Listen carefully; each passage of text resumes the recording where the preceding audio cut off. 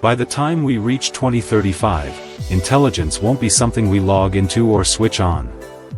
It will be embedded in everything around us. It will shape how we think, how we decide, how we collaborate. It will sit quietly in the background of every workflow, every tool, every system we rely on.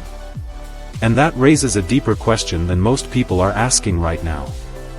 Not whether work will change, because that part is already obvious.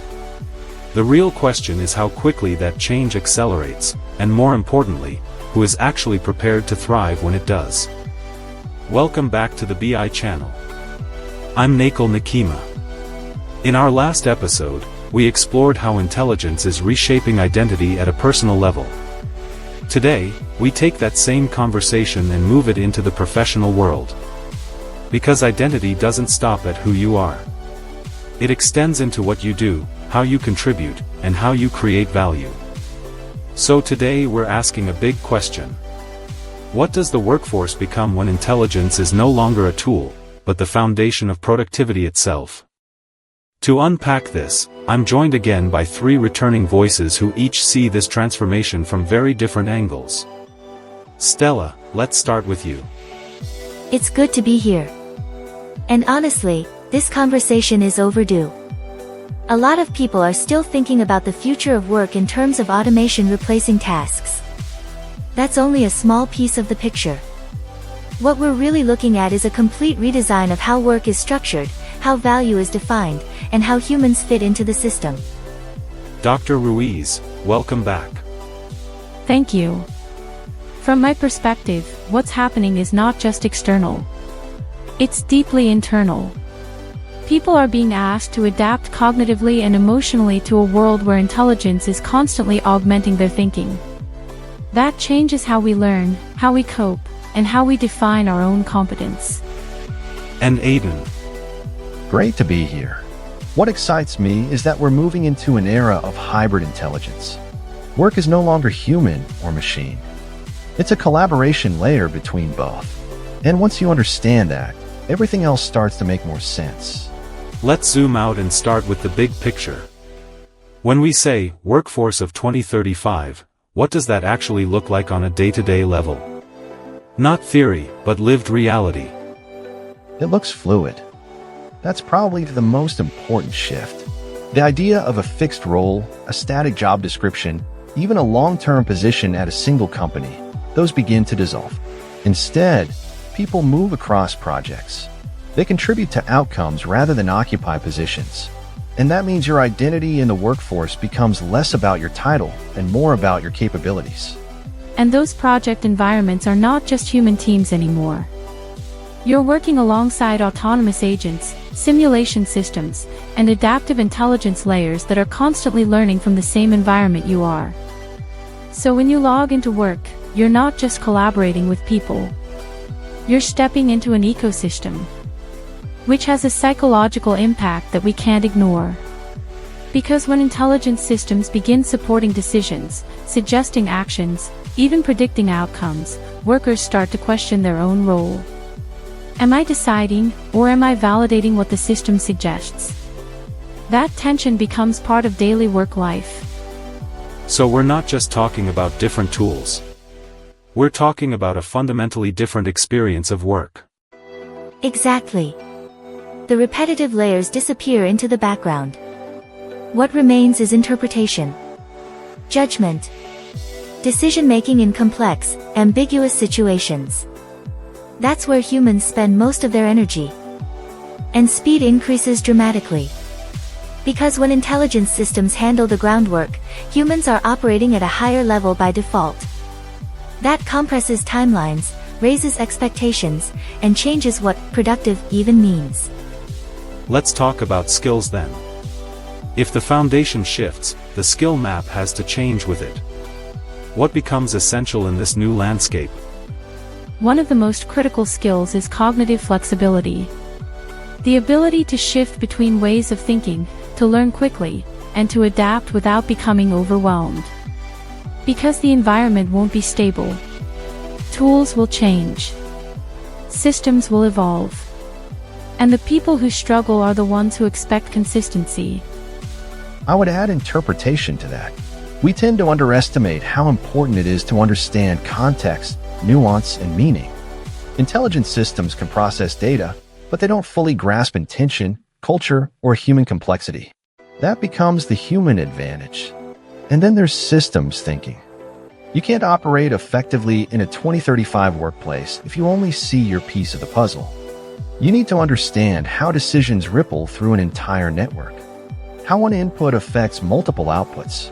That's how you collaborate with intelligent systems rather than just react to them. So it's less about memorizing information and more about navigating complexity. Exactly. Information becomes abundant. What's scarce is meaning. Now let's flip this. If certain skills become more valuable, certain roles inevitably do too. Which human roles actually expand in this kind of economy? Strategic roles grow significantly. People who can see patterns across large datasets, connect seemingly unrelated dots, and guide direction in uncertain environments. That kind of thinking becomes incredibly valuable. Relational roles also expand. Coaching, therapy, leadership, negotiation. Anything that requires emotional intelligence, trust building, and human connection. Because even in an intelligence-rich world, humans still need other humans to process experience. And design roles take on a new dimension. Not just designing products or experiences, but designing intelligent systems themselves. Deciding how they behave, how they interact with users, what boundaries they operate within. That's a massive responsibility. So instead of being replaced, humans are moving into more complex, more interpretive roles.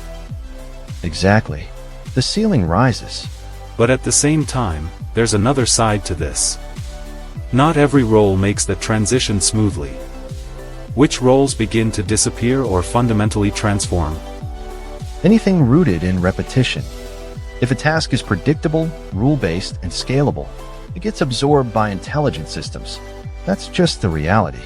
Roles that depend heavily on memory or manual processing also fade.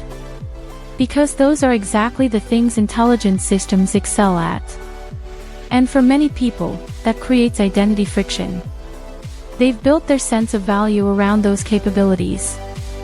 The key distinction is evolution. Roles don't just vanish.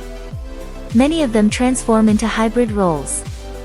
But the ones that don't adapt, the ones that stay rigid, those are the ones that disappear. So the risk isn't automation alone. It's stagnation. Exactly. Let's move into leadership. Because if the workforce changes this dramatically, leadership can't stay the same. What does a leader look like in 2035? Leaders become orchestrators. They're not just managing people. They're coordinating humans and intelligent systems at the same time. They're designing environments where both can perform optimally. They also need to understand intelligence architecture. Not at a deep technical level necessarily, but enough to know how systems behave, where they fail, and how they integrate into workflows. You can't lead what you don't understand. And there's a human layer that becomes even more important. Leaders have to guide people through emotional transitions. Because this shift is disorienting. It challenges competence, identity, and confidence. Leadership becomes as much about psychological support as it is about strategy. So leadership expands in two directions at once. Technical awareness and emotional intelligence. Exactly. And neglecting either one creates instability.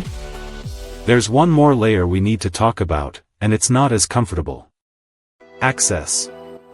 Because transformations like this don't impact everyone equally. Who gets left behind in an intelligence-driven workforce? The most immediate divide is access to tools. If you don't have access to intelligence systems, you're already operating at a disadvantage. That gap compounds very quickly. There's also a design gap. If certain groups are excluded from building these systems, their needs aren't reflected in how the systems operate.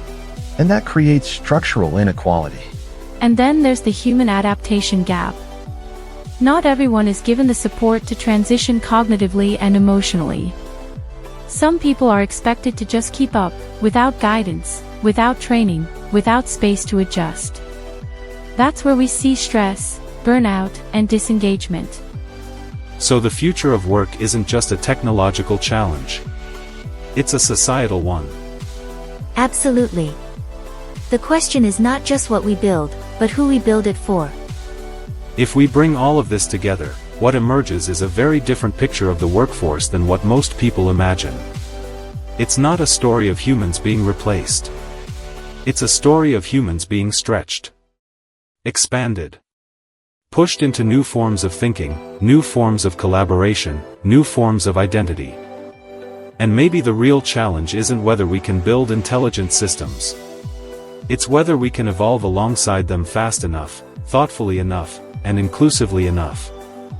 Stella, Elena, Aiden, thank you for helping us see this more clearly. Thank you. It's been a powerful conversation. Glad to be part of it. And to everyone listening, this is just one step in understanding the intelligence economy. Because the future of work isn't waiting. It's already unfolding. You just have to decide how you're going to meet it.